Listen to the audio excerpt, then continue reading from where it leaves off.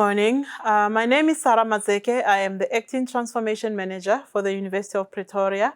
Welcome to the University of Pretoria.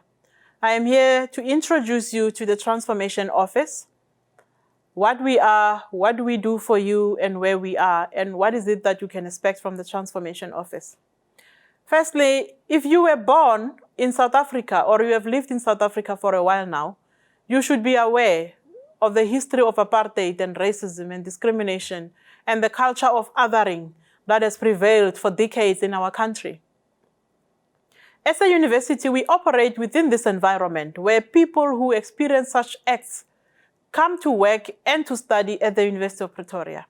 As a result, universities therefore become microcosms of the environments of South Africa in all its cultural behaviors as manifested in its people, by bringing discrimination and the physical and psychological harms into the working and study environments. Therefore, our university environments cannot be separated from those of the South African environment or the South African context. This is because all university employees and students are living and coming from the same country environment, where gender-based violence and racism are rife. And we all bring these cultures into the university environment.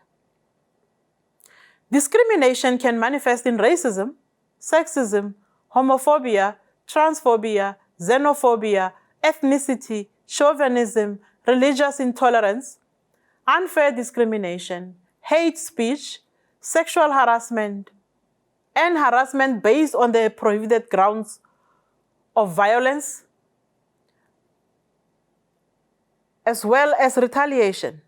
And these acts bring physical and psychological harm into our environment.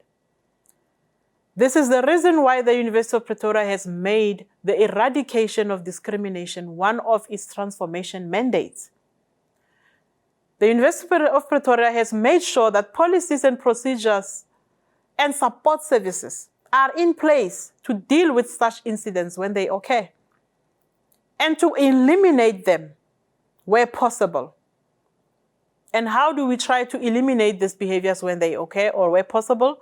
Firstly, by educating and making the employees and students of the University of Pretoria aware of the different kinds of sexual and gender acts that can constitute a violation of another person's rights.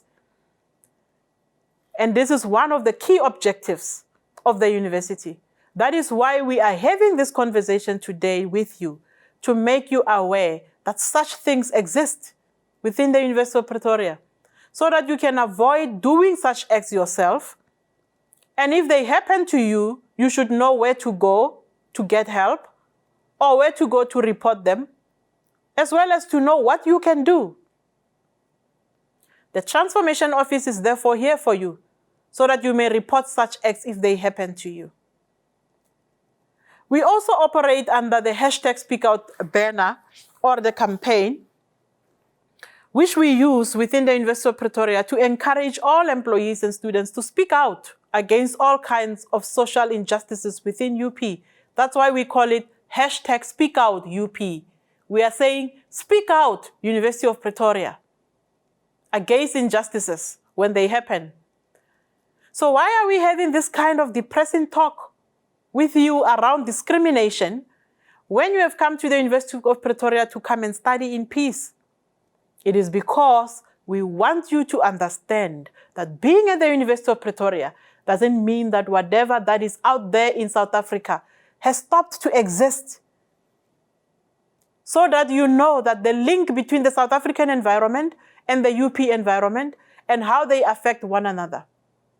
So that you may also know that the University of Pretoria is committed to the eradication of gender-based violence and discrimination and for the transformation of the people behaviors.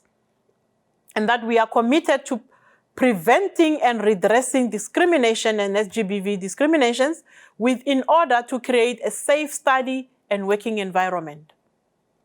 Also, so that you may also understand how an unsafe working environment can affect you.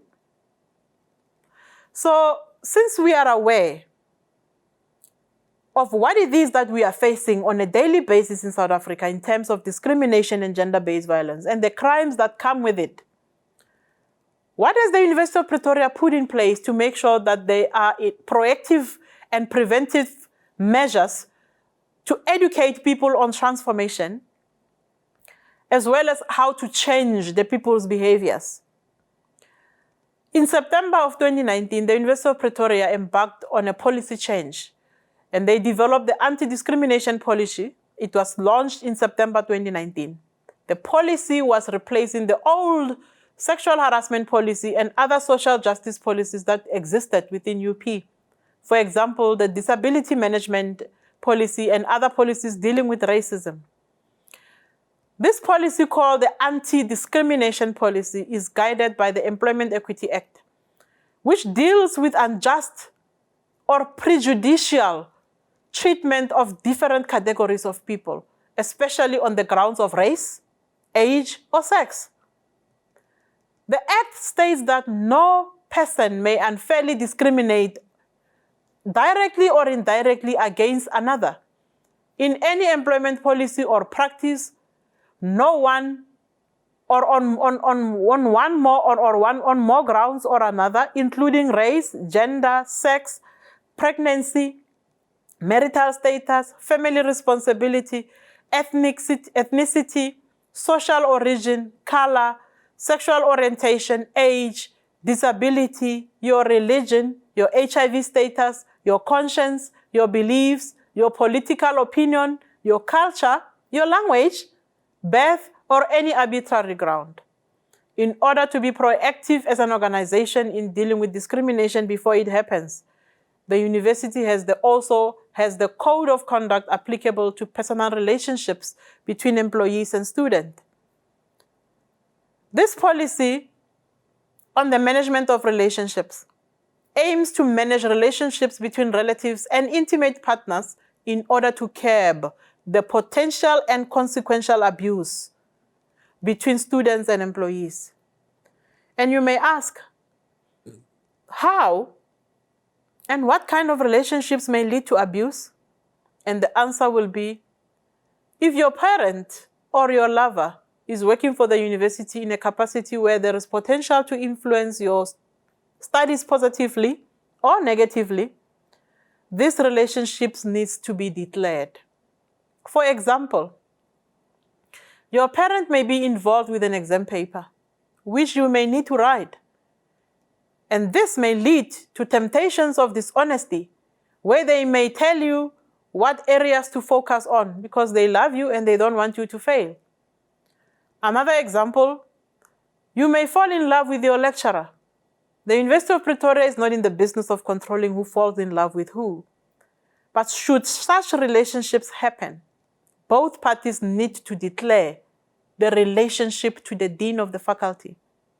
And the lecturing staff who is in that relationship will have to be excused from supervising the student. This is for your protection. Because as long as these things are going good between yourselves, the things will remain good. But should the relationship go sour, potential cases of harassment, abuse, or mistreatment may occur, as both parties are no longer in good terms. Now, there is also another policy called the language policy. You are aware that South Africa is one unique country which has 12 official languages. This diversity of languages and the cultures that come with them poses a challenge in trying to accommodate everyone in the study environment. The language policy is a policy at the University of Pretoria that aims to ensure that no one is discriminated on the basis of language, by making sure that all lectures are conducted in English, with accommodations of other languages done in the administrative processes, whilst trying to encourage the UP community to learn other African languages so as to serve all UP students in the diverse languages where possible. There is also another policy called the escalation policy.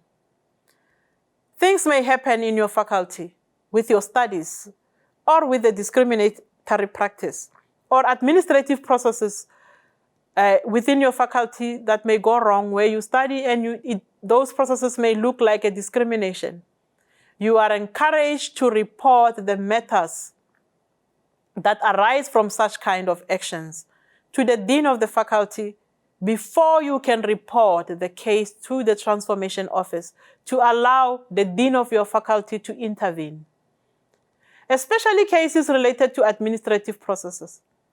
But if you have a case of sexual harassment or rape, you must report that immediately to the transformation office. So for cases of rape and sexual harassment, you may come to the transformation office directly. Now, some people don't report cases they went through, and there are many reasons for that.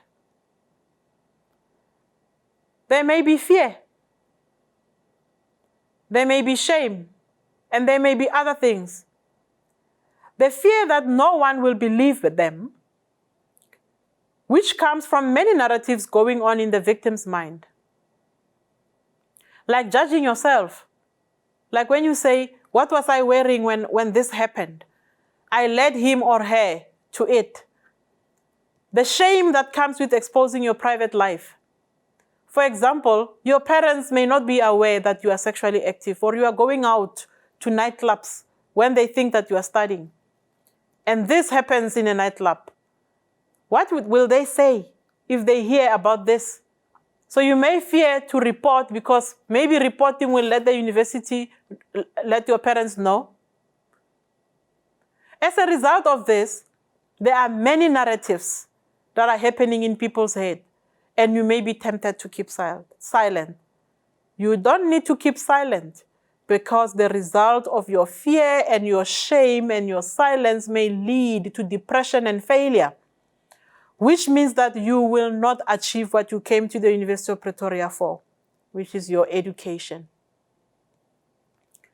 So the UP Transformation Office, where is it? Where is it located? What is their mandate? What is their objective? Now, where can you find us if you need to report a case or you want to understand more about what we offer? We are located at the Akanyam building, which is at the Center for Sexualities, AIDS and Gender. And that center is located next to the Graduate Center. Our role within the University of Pretoria is to contribute towards the prevention and the redress of discriminatory and unjust practices done by people. We manage and operationalize the policies that I've already mentioned, which govern employees and student behaviors, which were mentioned earlier. We also conduct education and awareness campaigns against discrimination and gender-based violence through the #SpeakOutUP campaign. Now let's go into what kind of examples of cases you may lodge with the Transformation Office. Should they happen, or maybe they happen to you or your friend. You can report unfair discrimination, hate speech, harassment, sexual harassment, violence based on prohibited grounds, sexual assault, intimate partner violence, rape. You can also report retaliation. Retaliation means you reported the case and therefore somebody begins to treat you bad because you reported the case. Now that becomes retaliation. So you can also report that. Now, we have a special focus mostly when we deal with discrimination on focusing on sexual and gender-based violence. And the reason for that is because of the history of our country.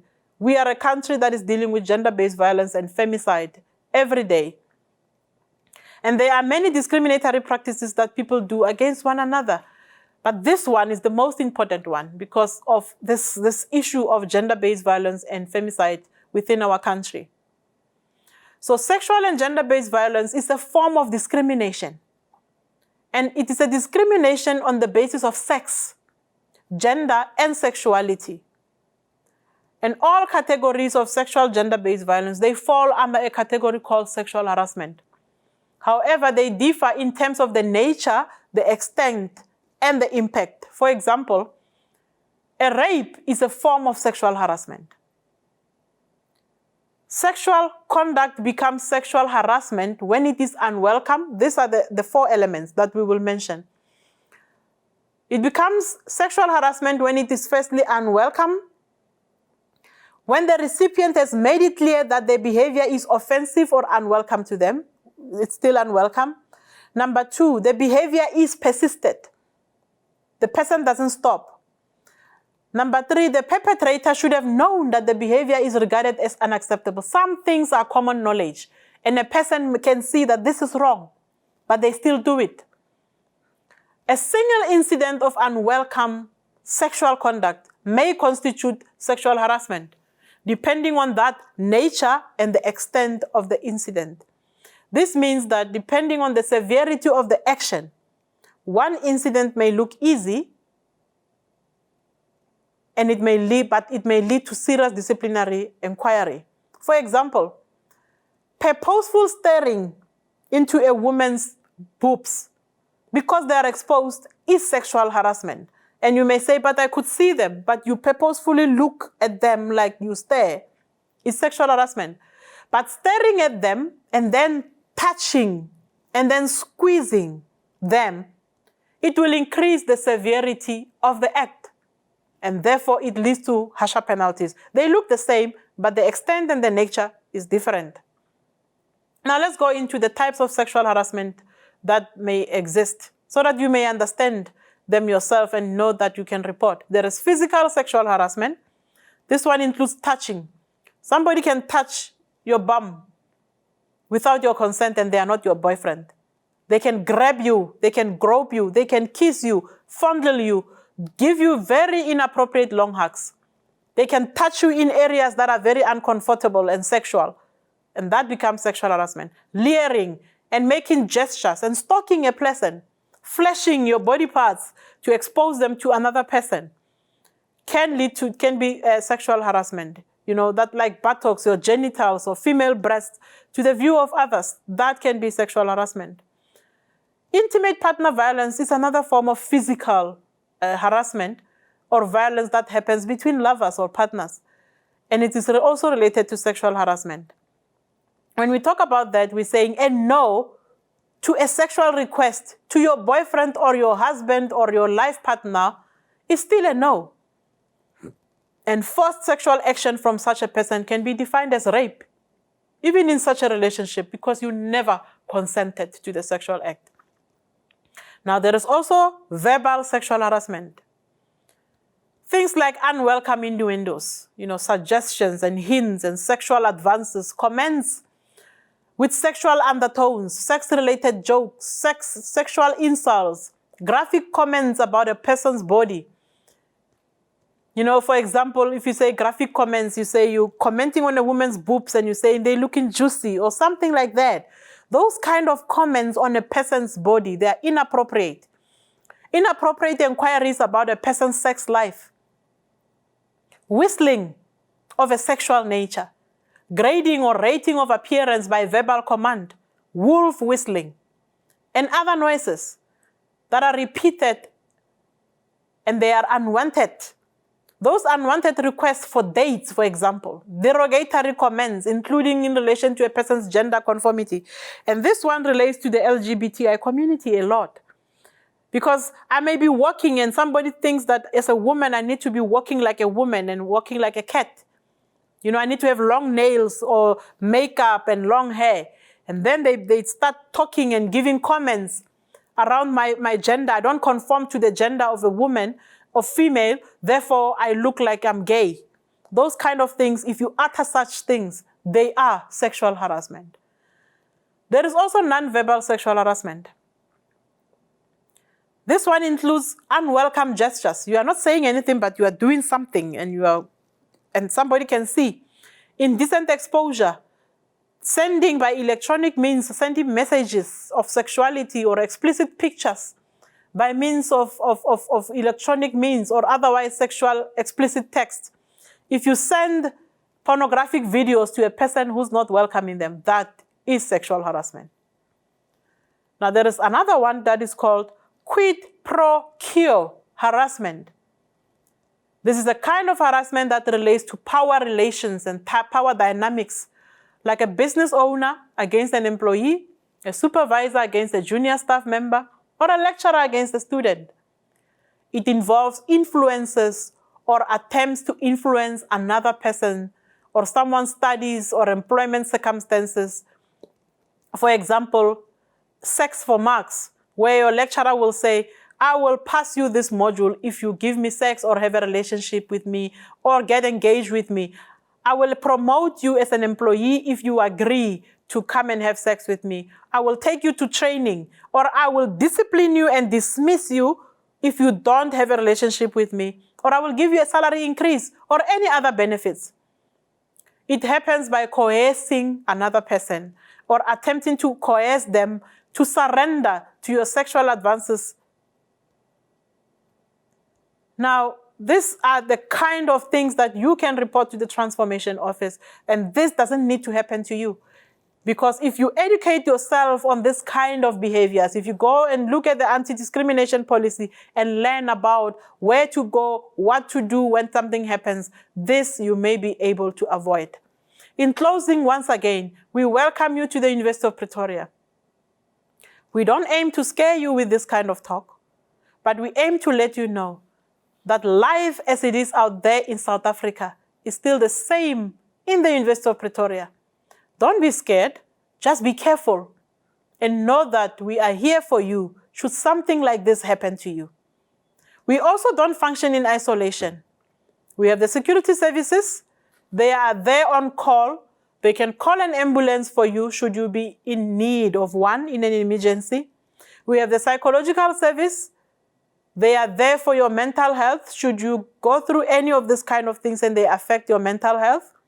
The Center for Sexualities, AIDS and Gender is also there for you should you need support in terms of your sexuality. We are all here for you. Thank you and welcome to the University of Pretoria.